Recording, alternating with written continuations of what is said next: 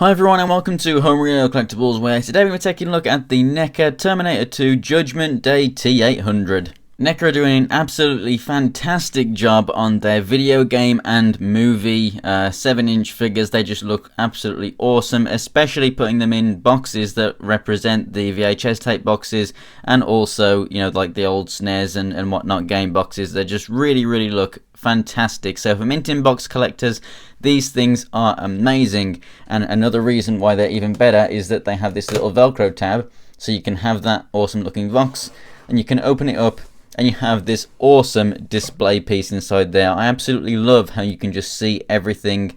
It just looks fantastic. We have a nice image of the figure right there. On the top and sides, you just get Terminator 2 Judgment Day and NECA Real Toys right there. On the back, we have a bit of a bio. If you want to go ahead and read that, you can pause it now. And then we have more awesome pictures of the figure itself. And on the bottom here, you can see the good folks at NECA that actually sculpted this thing. So I got this from Kapow Toys. Now, they are actually currently waiting on a back order for this particular figure. I've actually got a second one on the way for my brother as well. However, they do have lots of Terminator Genesis stuff in right now as well. But yeah, like I say, they will be getting some more of these in, so go ahead and check them out. The link is in the description below. But for now, let's go ahead and get this thing open and take a closer look.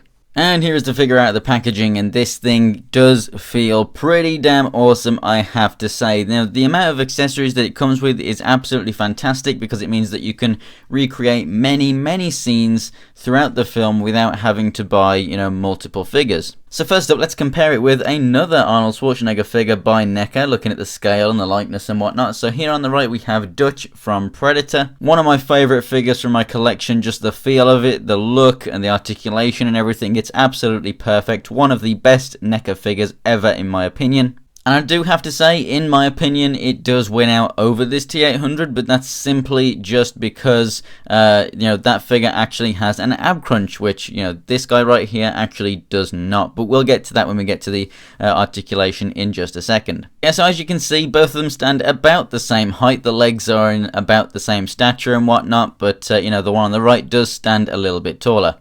And as for likeness, they're both amazing, you know, representations of Arnold Schwarzenegger. Here we have a couple of the other heads here. So obviously you can see him there with his shades on. Then we also get the one that he comes in packaged, just, you know, just plain old Arnie right there. And then we also get this one. I mean, look at that detail on the back of the head there even. Let's get a bit better focus right there. There we go. And, you know, all beaten up and everything. And then you come around to this side and look at that. You can see the skull in there and everything with the red eye lit up. It's so damn cool. But this one does look less like Arnie than the others. Like, even if you put that side by side to that one, something, I think it's just the paintwork really. It just doesn't look as much like him as this head sculpt does right here. But definitely nice. I do think that that one is the best representation with the shades on. But I have to say that one is better for me. I think that is more realistic looking anyway. Just with the way that the paint's done, you know, with all of the dirt and mud and everything on there. It just makes it more lifelike and more like Arnie. So as for the weaponry now, I have imposed with his iconic shotgun. I absolutely love this thing. It looks fantastic. Both of the hands are in the same pose, so you can have him dual wielding if you wish, with some of the other weapons. So we can see on here we have this bandolier right here, this belt full of grenades with one missing. Perhaps that's been fired out of this thing. So we have this awesome looking grenade launcher. Yeah, it reminds me of the China Lake from Call of Duty Black Ops. So if it is a China Lake, then there you go. Looks absolutely awesome. Mine is slightly warped there at the stock, but nonetheless it is okay. We have this nice strap right here. We also have a 45, so this is a really nicely painted 1911 right here. You have the black, silver, and then also a kind of gunmetal kind of colour on there too.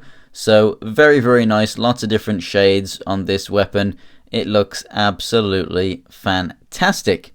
And then we also have this beast right here. So we have the bag full of all the rounds. You can see the zips open there, allowing it the ammo belt to flow through to the minigun, which is painted fantastically to look nice and worn and everything. Mine is slightly warped here at the handle, so when he holds it, it kind of droops down. Really, it should be like this, but it's like this. It's not the end of the world. You could just lift his arm up and whatnot, but obviously this just slides over his one arm right there, and then you can get him holding it, so that's pretty much what he would look like if he had that on. Absolutely fantastic, but I do definitely prefer the shotgun and the pistol. These are my two favorite accessories to have with this guy. So, looking at some of the detail on this dude then, the jacket is a nice soft material, so that will, you know, move with him. It doesn't hinder any articulation or anything like that. We have really nice weathering all over him, the arms and legs and whatnot, so really do love the paintwork. You have the buckles and zips and everything painted. It really does look absolutely fantastic. Now, as for the articulation, the head here, let's pop it off. It is on a ball joint. There we go. As you can see, it's just a simple ball joint right there. There's no hinge or anything, so you can get a fairly good amount of articulation out of it. And there you go. It's that easy to take on and off. It doesn't feel like it's going to break. It's nice and thick. So you get the left and right. You get up and down. You get side to side pivot. So you get lots of articulation. You can express lots of emotion from this guy and lots of character, which is really nice. Even without a hinge, you can get awesome articulation. The arms, both of them come out about that far, so it's not super duper far out, but it's as much as you'll need, really. And they also go all the way around. We have rotation and a single hinge here at the elbow. Then the wrists here are on a ball joint, so basically the same articulation as the head. They can swivel around and they can go in each direction. Like I said, just a waist swivel right here, no kind of ab crunch or side to side pivot. That does suck, but never mind. The legs can go all the way out to the side on these nice hinges, so very nice. You can go doing the splits. They go all the way forward and a good amount back as well. And then this is where it's kind of strange. Obviously, you get a bit of rotation up at that joint anyway. On this leg, you don't get anything else apart from the single jointed knee, which also rotates, and then a ball jointed foot, so that pivots and swivels, and you get awesome ankle pivot and everything there as well. So really nice articulation there.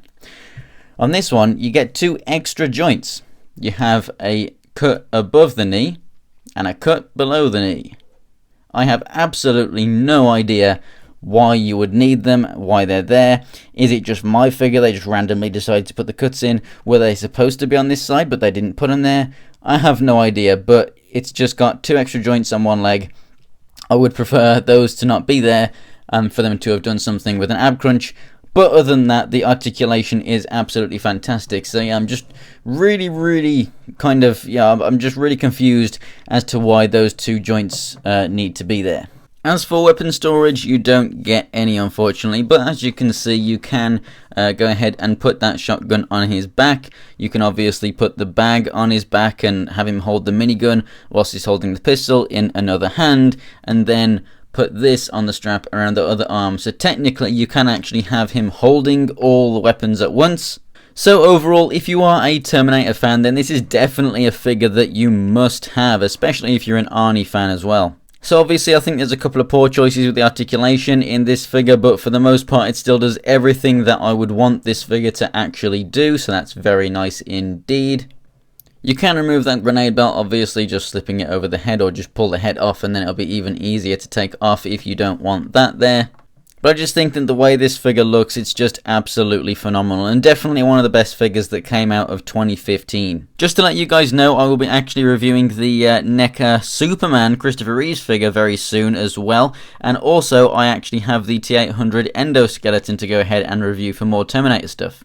So thanks for watching, guys. If you enjoyed the video, go ahead and give it a like, and like I said, go ahead and check out Kapow Toys for awesome toys and collectibles. If you want to check out more pictures of anything else from my collection, go ahead and check out my Instagram, it's Homerino123, and the links for that and my Twitter are in the description below. And for more awesome NECA toy reviews, go ahead and subscribe. So thanks for watching, guys, and I'll see you next time.